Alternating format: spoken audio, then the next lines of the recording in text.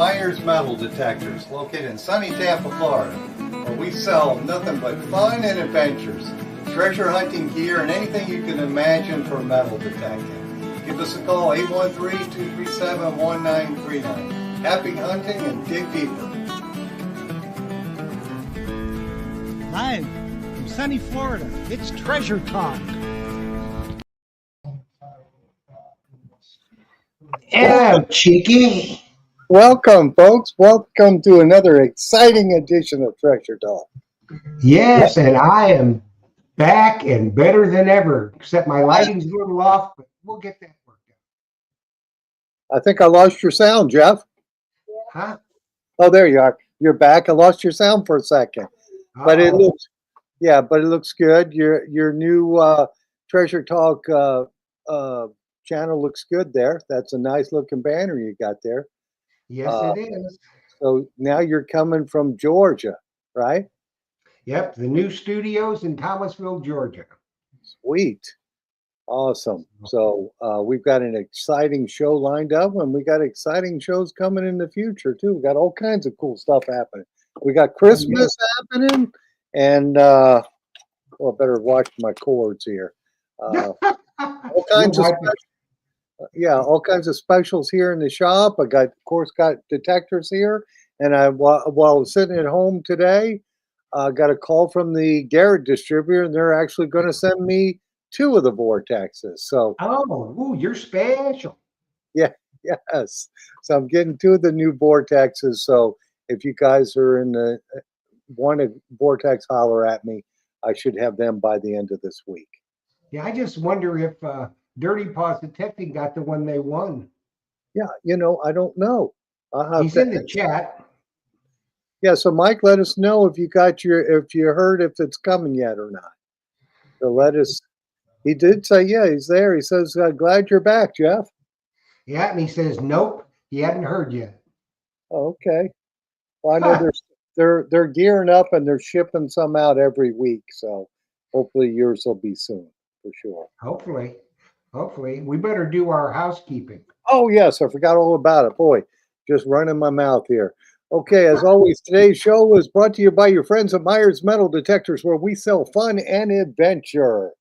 And of course, the views, thoughts, and opinions expressed here by the Treasure Talk guest and member belong solely to the guest and member, not necessarily to Phil Myers, Jocelyn Myers, Myers Metal Detectors, or Jeff Monin.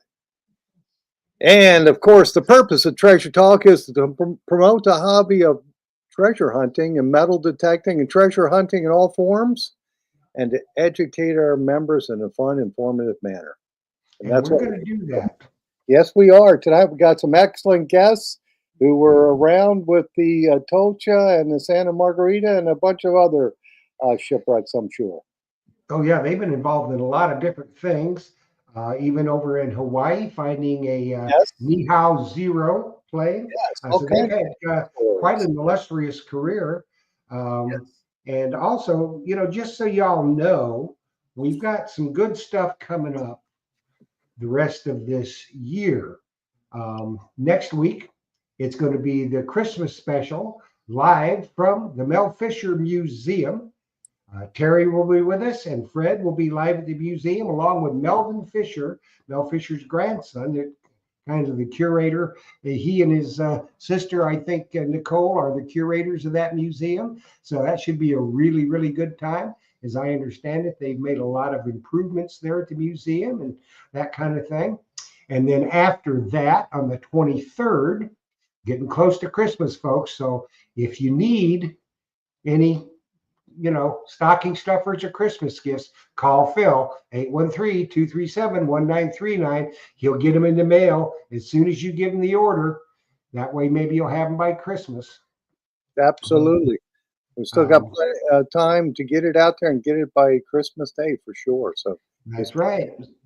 So the 23rd, we're having Nick West from England. He's going to stay up late to be with us, and he is an expert on ancient militaria. So some of you people have found some old stuff.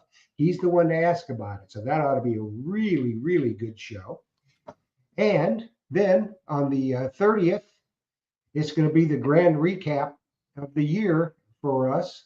And it will be me and Phil and Jocelyn and Terry and Fred. And the sausage maker, Big Poppy, will be in the house. And we're just going to kind of go over what's gone on the last year, what we got planned for next year, and see what happens. Absolutely. Be a good show. Like tonight's show. Excellent show. Yep. For sure. Yep, indeedy. So I think we need to get them on here. Yes, absolutely. So you guys have met these folks before. All three of them. Now there's three of them. You got Sid, Captain Sid Jones, who, by the way, won a prestigious award. We're going to talk about that. KT, his wife, and the very special, the all-star Dinkum. He's here in the house tonight. So let's bring him on. Aloha. Aloha, everybody. Hello, Hey, hello. Dinkum. No, there he is. Yes, he's There he He, showing he up. is a, Yeah. he's Unfortunately, he has to be in the foreground apparently tonight. Otherwise, he's going to be making lots of noise. I want to put an addendum onto your wonderful introduction. I'm a captain, as you said, but KT actually has a bigger license than I have, Yeah. so I guess she gets the honor as well. Yeah, well, she got to keep you in line, son. No, it's been 40 some years of trying to do that and haven't quite mastered that yet. But we still Well, keep trying. You know what they say, KT? It's a full-time job. Oh, it is. It is, and it's a good one to have. Good one to have. We're just starting to get it down. So Yeah, ain't that the truth?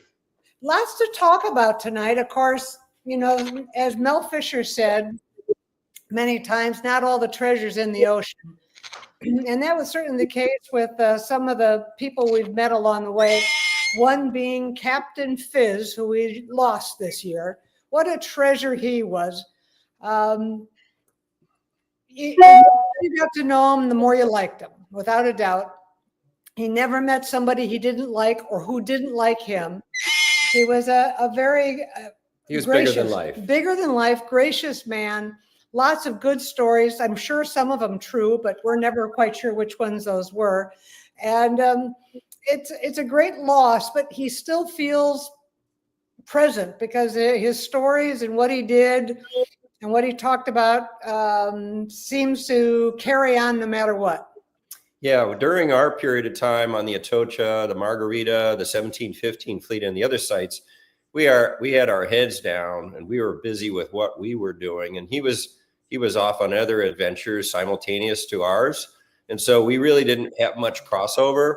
And it wasn't until years later, after we had kind of had enough time to start to see the broader picture, as it were, that we actually engaged with him. We were vaguely aware of his presence. Again, we were very busy with what we were doing, and so that was foremost on our minds. But spending time with him, as we did in his later years, we really enjoyed his treasure. presence. Yeah, True he was treasure. quite a character, and it's sad that he can't be with us again tonight. Well, you know, that time we did the treasure tales with all you guys, that was a hoot. It was a hoot. Before and after, too. And with Yes. two other great people that we gotten to know through you, one being Fred Banks, who is just a super nice guy, and his book, we love his book, and he is so gracious and so helpful to anybody that wants to get into metal detecting. Lots of great stories. Love meeting with him. We had breakfast with them, just met up in Florida one rainy day. And Terry, who another treasure beyond belief. My goodness, you know, he has so many tales to tell and so helpful. I mean, that's the one thing that we have found through you guys is that these people, unlike maybe some of the treasure hunters, A lot of our formal competitors. Yes, competitors who keep their information close to the breast, shall we say. These guys are so open about sharing what they know, what they found. It's, what a treat to get to know these people. And it's because of our association with you all that we've gotten to know them. And there's we keep good company, don't we, Phil? Yes, we do. And those guys have written some great books like yours, Captain Sid. They're just awesome books. And of course, we got them in here in the shop too. And they just are good guys. I like Fred's book because it has pictures of the parking areas and everything. And they're colors. It all. He really hits it hard, and it's not, it's not a long book. It gets right to the point. You can read it in a short, but you use it as a reference. Another great book and another great author is the fellow that actually was the publisher of Sid's book, which was Atocha Treasure Adventures, Sweat of the Sun, Tears of the Moon, Sid's book. But he's the publisher of it, which was Terry Armstrong. And he's come out with a recent one, not to be confused with Terry Shannon. T.L. Armstrong is Old Treasure, New Blood. Absolutely amazing book. Goes through the whole history of the 1715 fleet, of the salvage effort, all the people that were involved. And there were many, many characters, just like Captain Fizz, and the new people, hence the title New Blood, of who are out on the site and finding more treasure and hopefully expanding the sites. Not a lot of expanding goes on, but hopefully eventually it will. Those are some great treasures that we have found, some through you guys and some through Sid writing his book, Atocha Treasure Adventures. And we will have, we're working on it right now, getting Terry, your friend, on as a guest, because it'll be a really good show there. And we'll see about getting his books in the shop. Well, absolutely. Terry's not only an author, he actually worked the 1715 fleet back in the last of the Real 8 days. And so he has that history going back to the Real 8 days. He worked the 1733 fleets. And he also has done a lot of beach prospecting as well and knows some really good spots far beyond the normal areas. So he's an interesting fellow. A lot of great stories. And he's been involved in the Maravilla wrecks, doing some of their mapping and cataloging and so forth. So his knowledge of wrecks that are more attainable or more accessible, shall we say, than the Atocha and the Margarita, which are 40 miles offshore, is quite vast. And he is so interesting. He's had put out quite a few books in his publishing company called Signum Ops right here in Florida. Cool. Oh, that's cool. I'm looking forward to that book. I'm looking forward to having him on the show. Yeah, I think you'd enjoy meeting him. Absolutely. And Ricky T said you guys are treasures as well. I love the treasure stories and the warbird adventures. But well, again, that's back to what Mel says, that all the treasures in the sea, and we've had the luck of finding treasure, being involved in treasure hunts, and also finding and restoring and flying World War II treasures, sharing those with people that all of a sudden they now feel and smell and hear those World War II planes come to life, and they still have stories to tell. They're 80-year-old planes, but they still have a story to tell you of what they did and what they accomplished and who flew them back in World War II. And so we have that great joy of finding and restoring and offering that history to people who want to hear about it from the planes that made it. Awesome. And I held out while you were talking your book, which I think is fascinating, right? Oh, thank you. And on the coins, the Spanish coins, so Lost Canyon coins. It's a starter. It gets you going so that you get an idea of what the markings mean. Because if you're on the beach and you're looking at coins and you go, now, what is this? What do I have? I don't understand what this looks like, or what am I looking at? And it'll tell you what those markings mean, a little bit about the time period. I can't tell you how many people I see on the internet now, Facebook, etc. They go, oh, this is a Atocha coin. No, there's no way that's an Atocha coin. That's a Philip V shield, and this was Philip II, Philip III time period. They don't know, they don't have that information. There are a lot of other books out there that are really good. Carol Tedesco has a great compendium of information in her series of books, but this is a primer, a basic reader, shall we say, of what you need to know to get started and what you need to know to basically look at the coins that you're going to find off of Florida beaches when you're metal detecting on the beach. Remember, between the low water mark and the high water mark is fair game. You can keep whatever you find there, but it gives you an idea of what you have, and start looking and delving and researching more because you have a place to start. So that brings me to the point of what's happening on the internet right now as far as people buying treasure on the internet. That's a scary place. Scary place. So you think it's scary to dive in the water or under the boxes or the blowers. I don't think there's anything scarier than being on the internet looking for a piece of treasure that you want to purchase because you've waited your whole life for one. There are some scammers out there, not only the coins that are made that are replicas and you don't know it because they're good at it now because of all the different technology, but also the certificates that can be forged. You have to really know your source, and you have to really know who you're getting your coin from. That's very important. And I see a lot of that out there. People go, oh, I got a real coin for $150. No, you didn't. You didn't get a real coin for $150. That's not possible. So you've often asked, and other people ask, do Sid and I have any treasure left?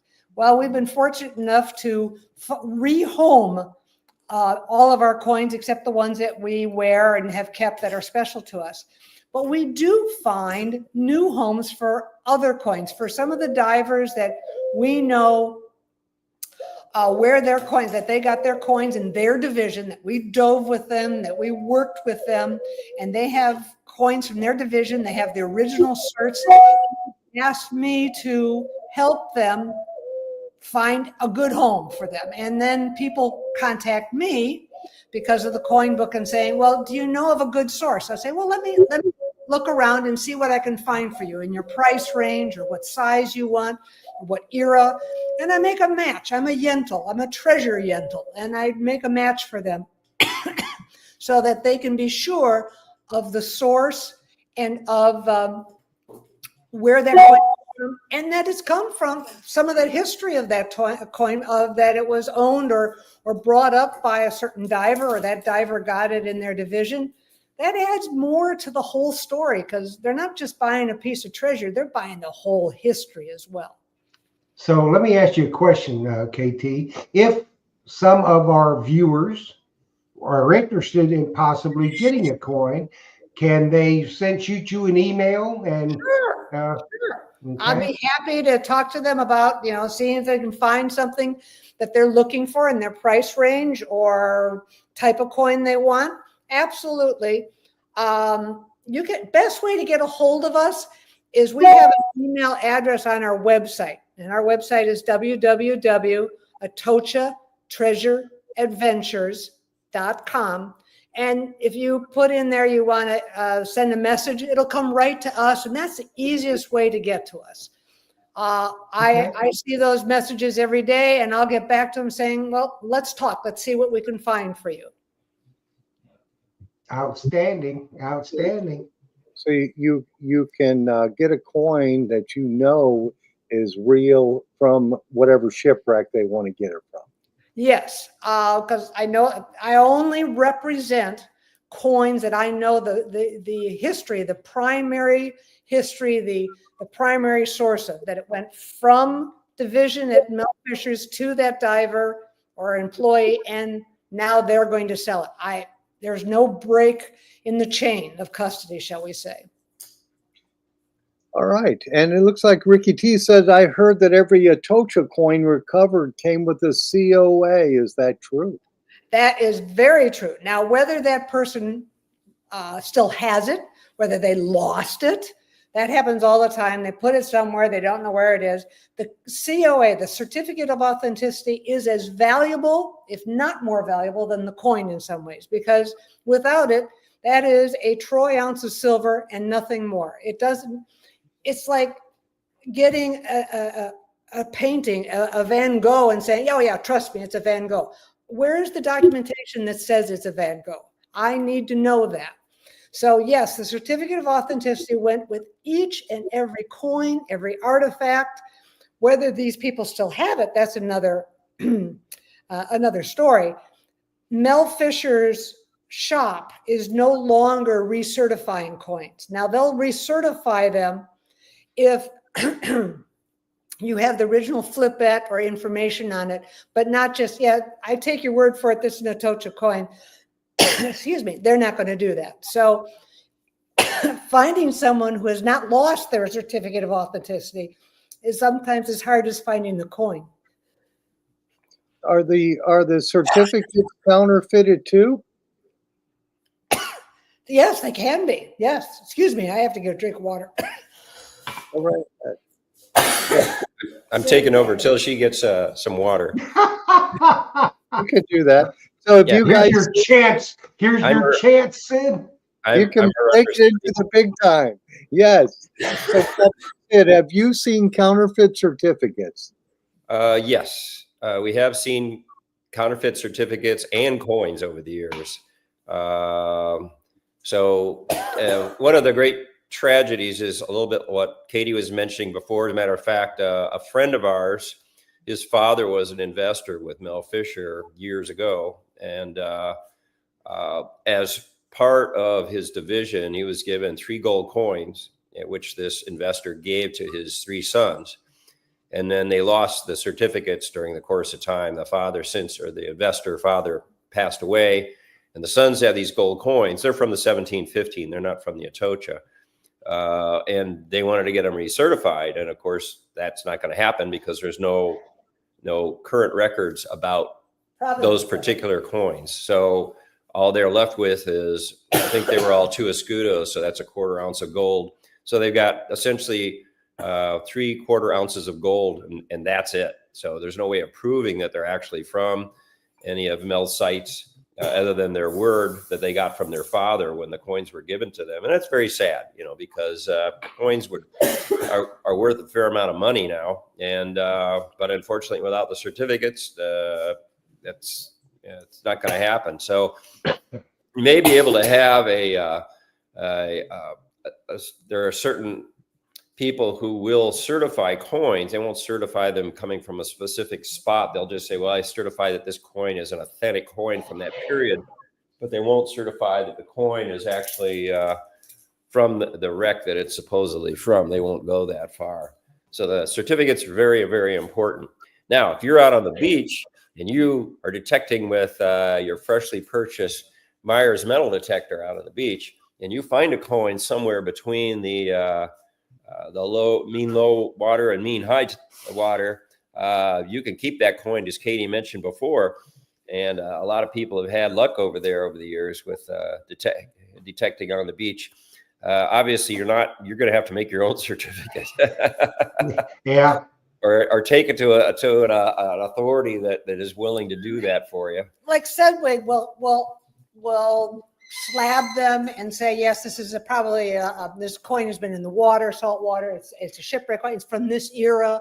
It's authentic, but they won't say what wreck it's from. So yeah. Just got to be careful on that, and because you want that certificate of authenticity. You want that provenance that adds value to the history of the coin. Yeah. So Phil, you see this question there, bub? Yeah, from our good buddy, the Mumbles Man, says, are you guys working on any new adventures right now? Always looking for the next opportunity, the next adventure. We've been occasionally going out on the 1715 fleet in the summer when people need an extra crew member, which we always enjoy. There's nothing like being under the boxes, hand fanning and detecting. but we're always looking for something new. Yeah, we may have the opportunity. We were offered an opportunity, hopefully this year, to go out and do some work in this coming year, 2025. Hopefully that'll come to fruition. Plans can change, but for right now, it sounds like they'd like us involved with that.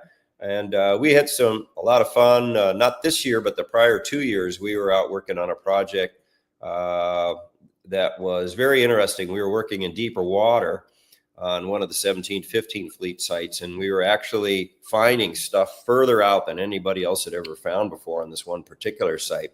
And we can't really talk about it. It would be, all we can see in general terms is that the artifacts that we were finding were in deeper water than had what been found before. And we found cannonballs and musket balls and onion bottles and ballast and coined on this site out in deep water where nobody had found stuff before. Now, deep is a relative term. This is in 40, 50 feet of water. For that is deep for the 17-15 fleet, which is normally 5 feet of water. Yeah. So it was an interesting project, and it had a lot of promise. Unfortunately, sometimes when you're making all sorts of headway on something, plans change, and the fellow that we were working with had another opportunity that he decided to take. So that project got put on hold, but we've got another one that sounds interesting that we'd like to assist with, as it were. We're open to the possibilities always. Sure. And of course, there's a lot of the flying stuff we've been doing, air shows with Sid's pilot and instructor in a B-25 bomber, Mitchell bomber, and we do a fair few air shows with that, and of course our own plane. So we're just trying to take whatever opportunity comes along. Stay open, stay fluid, right? That's right. Absolutely. Before we get to this question here, when you're doing the air shows with the bombers, do you see many World War II vets who actually flew those bombers?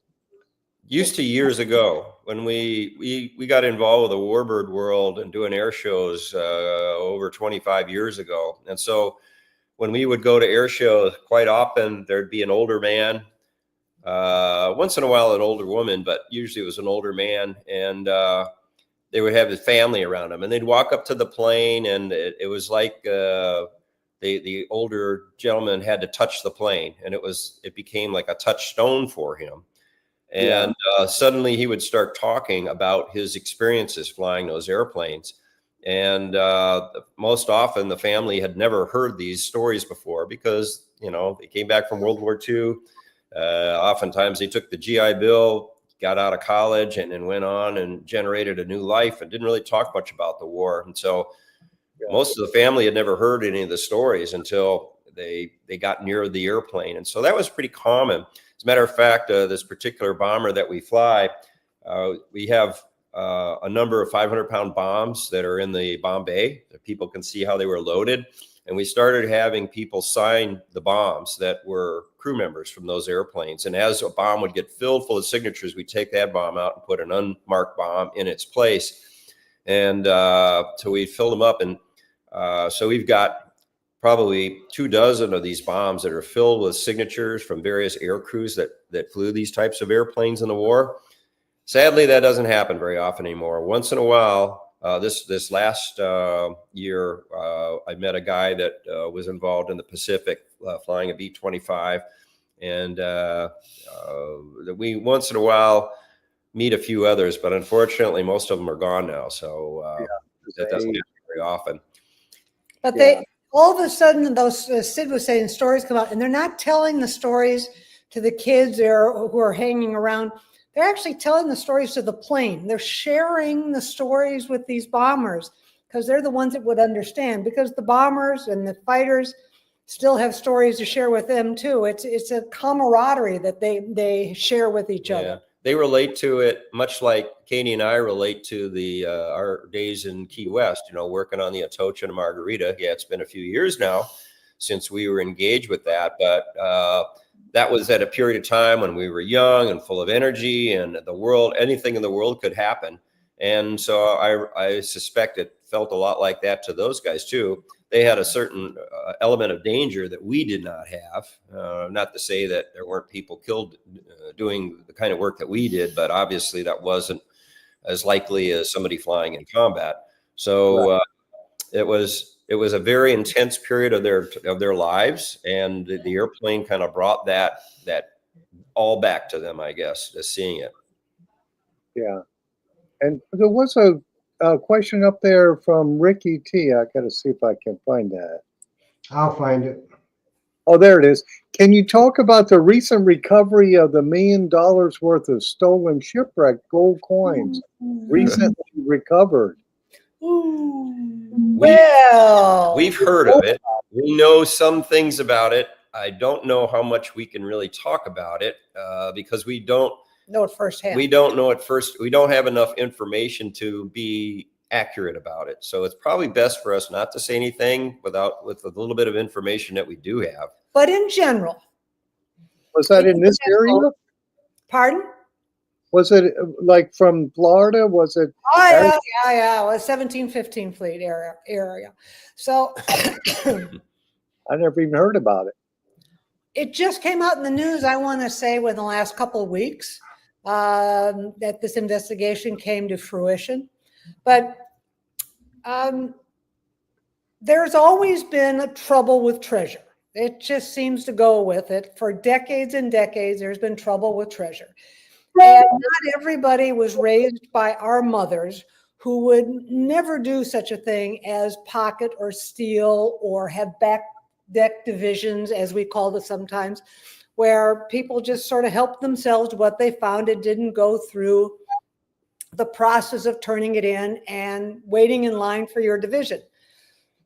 Not everybody is honest, unfortunately. And I guess some people weren't and were caught because these treasures, now the Atocha treasure is in federal, it's under federal jurisdiction. So is this stuff. And so is this stuff. So if you're stealing something from the 1715 fleet in the water there, so it's below low tide out in the water, then you're stealing from the federal government and the state too, because there's two different regimes that are control those waters. So you have an admiralty claim on those sites, and then you've got the agreement with the state of Florida, which is supposed to get 25% of everything that's found there.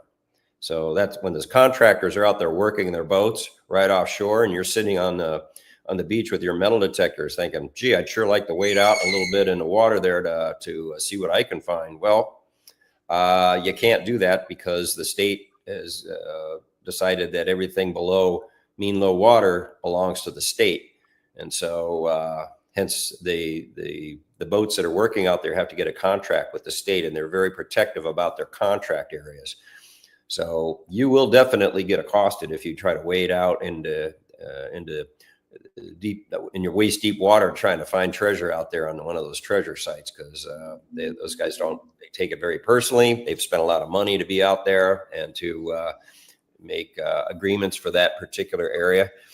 So yeah, if you start taking stuff, you've got the background of the federal government and the state both on your back. So you really don't want that. Yeah. Well, Philip, I am not surprised that you hadn't heard of it, because all you do is work. You lead a sheltered life, man. All you do is work. Well, I didn't hear about the theft of the gold coins. If I would have probably read about it, but I guess I didn't. I have to say that we have in our past, we have seen people. You've heard the term gold fever, and we have actually seen people that once gold started coming up in volume off the bottom, they just could not put the stuff down. They couldn't let it go. They always had to be playing with it and fooling with it, to the point where we had to kind of take it away from them, because they just were absorbed by its presence. And yeah, it's amazing stuff, particularly if you're finding a big pile of gold coins or gold bars or gold chains or whatever it is. It's all pretty cool stuff. But some people seem to be more affected by the gold fever idea than others, and they just kind of go in a trance over this stuff. I had a first mate that was like that, and I actually had to take stuff away from him and put it away, so because he just couldn't let it go. Would they get silver fever too? That I haven't seen so much. It isn't shiny when it comes up, but gold is. Yeah. Gold maintains its glimmer. Yeah, as you know, the coins tend to have silver sulfide or silver oxide on them. They don't come up shiny silver like Katie said, but the gold usually has no calcareous material on it at all. Yeah, it just sort of looks like this when you find it. Yeah, pretty much it. Shiny. And so it's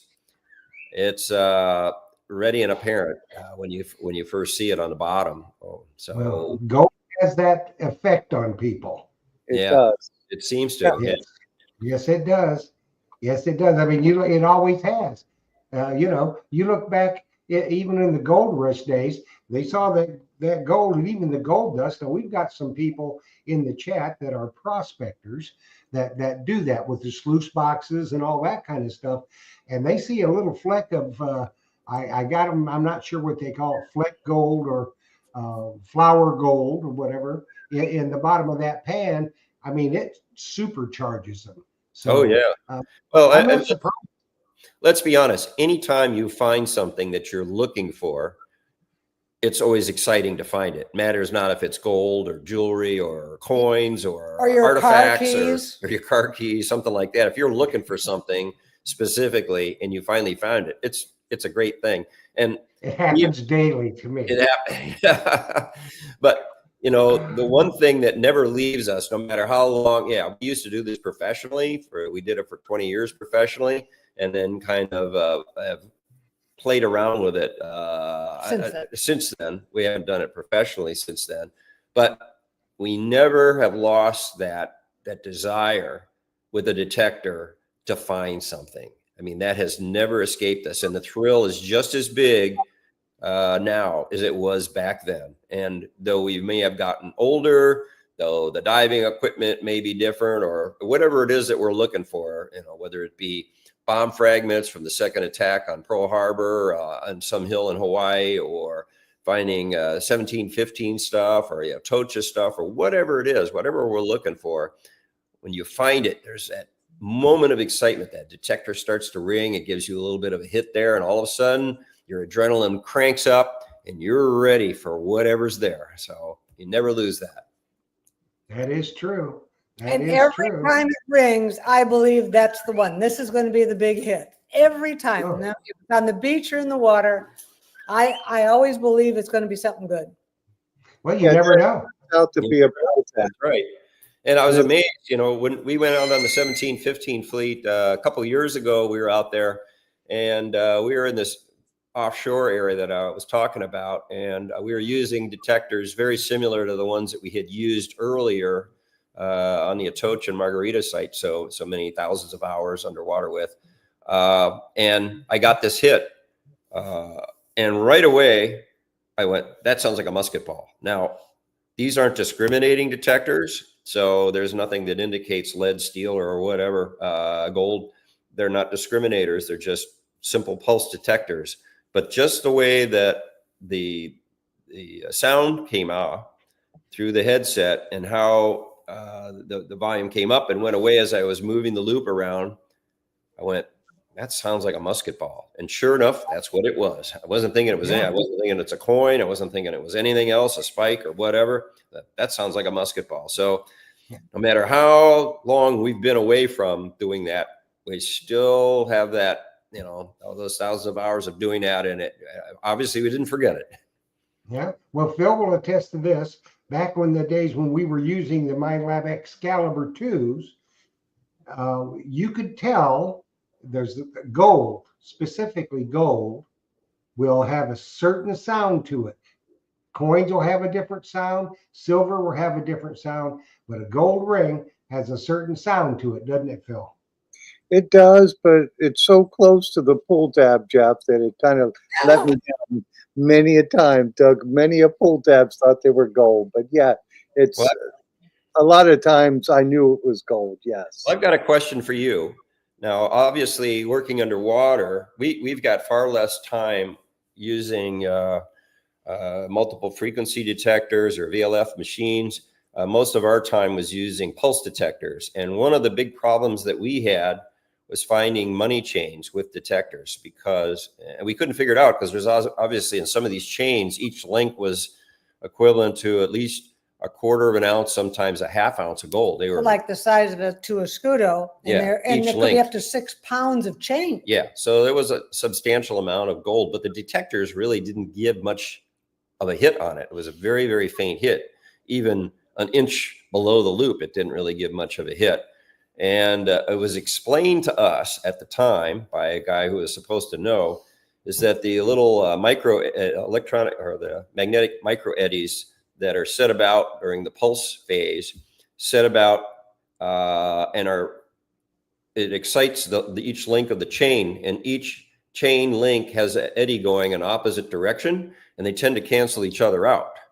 And so that's the reason that the pulse detector was having a hard time finding 6 pounds of gold that was in chain form, whereas 6 pounds of gold in a bar form would be easy to find, but in a chain it wasn't. So what's your experience with that sort of thing? Chains are always the hardest thing to find, but with a VLF detector, I imagine those links, if they're big as the coin, they should sound off like the gold bar. Well, they may. We'd have to try and experiment with one of those type of chains on land with the VLF machine versus a pulse detector, because obviously the VLF machine wasn't going to work in saltwater. So it'd be an interesting trial. Yeah, to do it with a multi-frequency VLF. Yeah, or a multi-frequency one, exactly. Yeah, see what the difference is.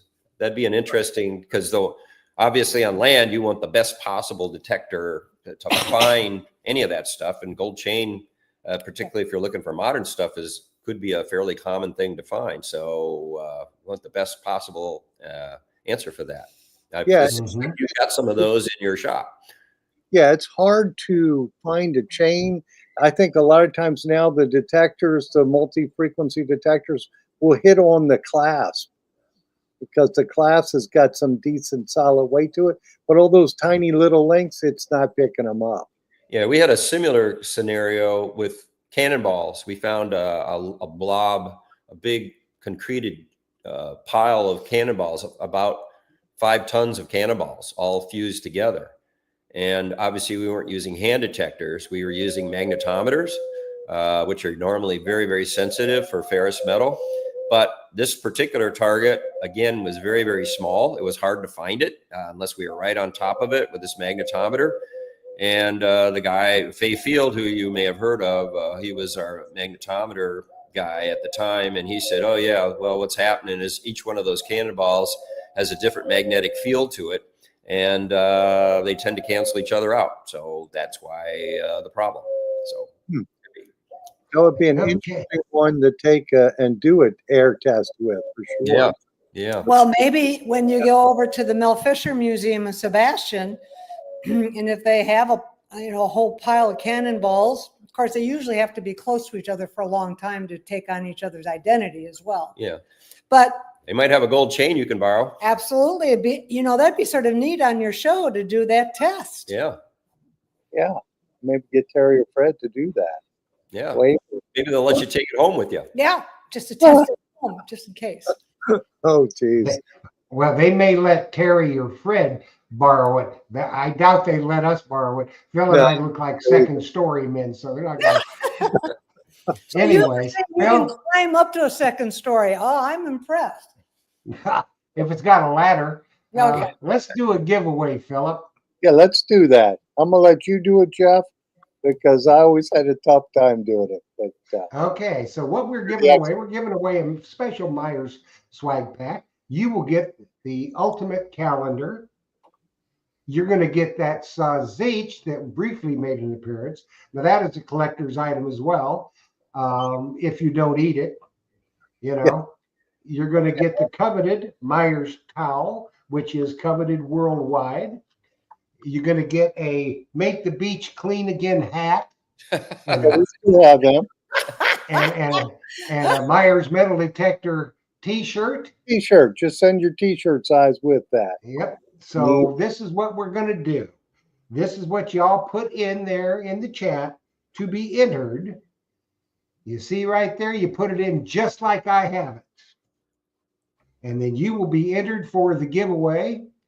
So we'll let you guys start getting entered. And after a bit, after everybody's entered, and remember that sausage, the Christmas dinner is coming. So don't discount that sausage for Christmas dinner.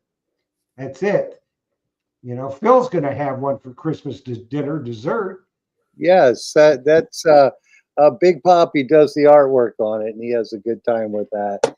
That's So, right. And so it could be a collector's item, you Yes. know, in years to come, because it will last. I will tell you that. So let's, I think everybody knows what they got to put in. yeah, it looks like So, what, Phil? I said. It looks like they're doing it right now. They're putting it in there for sure. Yep, they are. Income. They are. So, are you Yes. guys still over in Orlando, or where are you guys Yeah, at? Kissimmee area. Yes. Okay, cool. So you're like right in the middle of the state, so you can hit the East Coast when you want, or you could go over to the West Coast for more modern stuff and warmer water. Yep. We have done that. Absolutely. And the winter months are coming. So that's the best time to go, because in the summer, it's a little hot to be walking on the beach. Yeah, and there's not good Yes, cuts. it is. The wintertime is when the good cuts happen, and the summertime is when it's good for us, at least the diving part of it. Well, the good thing about it, if you go to the West Coast in the summertime, you know, the water's 90 some degrees, but you can be neck deep in the Gulf because it's just calm as it can be detecting. So it's not that bad then. That's true. That's right. true. You're right. And find gold and all kinds of stuff. Yep. There's all sorts of interesting stuff out there to find. And I saw somebody on here. It said, "Oh, here it is. CC kid, a Spanish payment chain would set off his detector like the XP Deus 2. I guess that would be a good test to do an air test on it. Somebody needs to get to the museum and test that." Yep. Well, the Deus will. Last time I was in Fort Lauderdale, we were in the water and a lady lost her chain. It wasn't a gold chain, it was a silver chain, but it set off the Deus 2. It wasn't a great signal. So you have to be, you know, Gotta be very on your vigilant about that. Yeah. But it does set it off. So if you know how to read the signals, you know, it will find a chain. I know Mumbles has found some chains with his Deus 2 and a few other people. So it does find the chains for sure. It does. So it looks like Ricky T asked, "Did you guys detect the beaches? If so, what detectors were you using?" Well, we work primarily underwater, so we use our underwater detector on the beach because we don't have VLF or multi-frequency machines. We have a friend that has a multi-frequency detector that we've used a little bit when he would allow us to, but we don't have the best equipment for prowling the beach. So I would say that The type of detectors you have are best for land finds, yeah, and beach finds. Ours are better for underwater. Okay. All right, and it looks like Paul Casper says, "Hi, Jeff, Phil, Sid, and KT at Treasure Talk." That was a comment, not a question. I see. Hello. Well, there's one here. This one here. You know, Ricky T says he knows the guy can get you hooked up. Get you hooked up with a multi-frequency. There you Bring go. That's right. those chains and we'll test it out. I would so like to see that. See the payment chain. I'd like to see the chain and see how they reacted to the different detectors. Well, So Fred Banky is in the house. Oh, good to have Fred on board. Yeah. So just talking about the chain thing, we found it was called a double wedding chain, and I think it was 2 8-foot long sections of large link chain that were bound together with a single link that was probably 3 inches in diameter. Yeah. And they wanted to reenact the find because it hadn't been filmed when it was found And so one of our boats went out and anchored off Key West in relatively shallow water. And they put the chain on the bottom, and they had a film crew out there, and they were going to simulate the finding of it. And so they put the chain on the bottom, and then they covered it up a little bit with a little bit of the mud. It was very murky that day near Key West. The wind was blowing pretty hard, I guess. And the boat anchor dragged. And so the boat actually moved away from where the original area was. And they couldn't find the chain again. And because they lost where it was. And they spent the rest of that day doing ever increasing circle searches. And that evening. And that all night long, they worked in the dark. And the next day, and they finally found it, and it was a really, really faint hit, that big wad of gold chain. So that was that really underlined the difficulty that we were having finding the chains out on the site that they're can be tough to find. Yes, it would indeed. Yeah, I don't think I would have put the chain in. I would have put a thin monofilament line on it or something. Note to self. Yeah, they never tried. They never tried that again. No. I can imagine. So let's give away something, Philip. Let's do it. All right, everybody ready? Let's make Here we go again. Here we go. Here we go. Detecting adventures. All right. To quote Matthew McConaughey. All right. So, detecting adventures, this is what you do. Name, address, phone number, and t-shirt size right here. treasuretalkshow@gmail.com, and we will get your prizes out to you with the size each. Now, the size each looks good laying on the platter, a silver platter for Christmas dinner. You can carve off little slices for everybody. I think it's a thing. Don't you, Phil? Yeah, it's Florida charcuterie. That's right. It's antipasto. Oh, yeah. So make sure that you enjoy that size each. And take your towel in case you get a little size each on your lip, just dab your lips and all kinds of good stuff. And get some wine and, hey, it's the thing to do. Absolutely. So what beaches did you hunt here in Florida? On the beach, not in the water. We've worked from north of Sebastian all the way down to south of Fort Pierce. Well, actually, south towards the Fort Lucie power plant. Down that way. On the beaches. It's on the beach. Okay. That is the beach. We worked those beaches. We've also done some on the West Coast over near Tampa, and so those are the primary areas that we've worked the beaches. Okay, cool. But no coins on the beach, only in the water.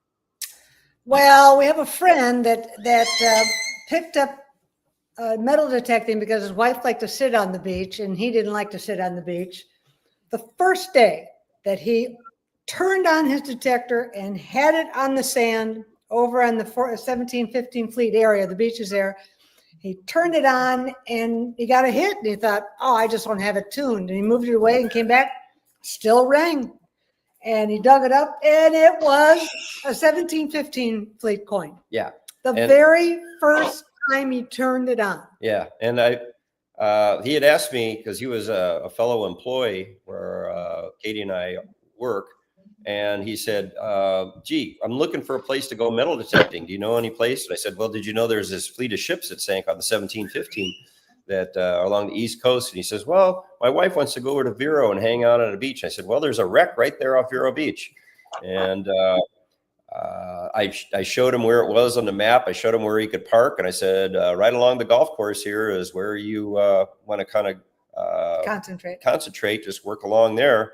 And there's a wreck there that's locally known as Rio Mar. And sure enough, the first time he went there, he found a coin. So talk about beginner's luck. Yeah. That happens a lot. A lot of people buy detector and beginner's luck, and then they're hooked for sure. Yeah. They're trying to find that second one. That's the hard one to find. Finding the second one is a hard one. We've got stories about people that we've met over the years that had amazing luck like that, and then they spend the rest of their lives looking for the follow up, and it's never really worked out so good. So you never know. Yeah. And it looks like we got a comment up here or a question. I've heard they're dredging or working around Fort Pierce Inlet since they've churned it up. Would there be any interest in that area? There is a wreck just to the south of the inlet that Harold Holden found, and he found some coins there back in I'm thinking the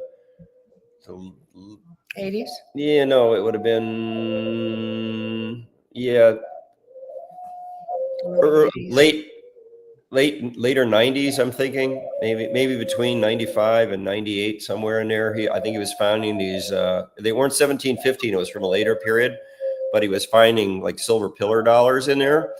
Also, there's supposedly one of the salvage boats that had recovered a number of coins from the Douglas Beach sites, ran up on one of the jetties. I think it was the North Jetty, if I remember right. Don't quote me on that, but I think it was the North as I read it. They ran aground there, and the boat started to sink, and it eventually did sink. And so the coins that were on this recovery boat all ended up adjacent to the jetty. So, yeah, there's probably stuff around there. But when they do this replacement of the sand, it really wrecks possibilities of finding treasure on the beaches because they add all this sand on it. And of course, that doesn't help the reefs that are offshore either, because all that sand ends up back on those reefs and smothers the reefs. This whole replenishing idea is really a folly, and it doesn't really do any good for the beach or the reef offshore. Yeah, tell that to a bureaucrat and see if you can get them to believe it, because they know all there is to know about everything. Well, it wasn't a problem until people started building large amounts of housing on the beaches, and then they become very protective of that. Every time there's a storm, their house gets a little closer to the edge of the water. And since they're paying property taxes there, then the local government feels obligated to stabilize the soil. So what can I say? Can't lose that tax base. Yep. Well, Philip, guess what, buddy? Yeah, it looks like we're at that magic time. Our hour's just about gone. I know. It's gone. It is gone. So I want to thank you, Katie and Sid, for coming on here and sharing your wisdom with us. Our pleasure, as always. Yep, you guys are great to hang with. Enjoy it. And thank you, Jeff. Thank you, Jocelyn, for helping me. And before we go, make sure you announce your website again so the folks know where it's at. It's obviously www.atochatreasureadventures.com. So it's like the title of the start of the title of Sid's book, Atochatreasureadventures.com.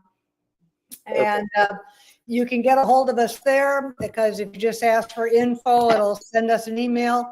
And it's got some videos. And we also have a YouTube channel that shows some of the as it happened videos of us finding treasure.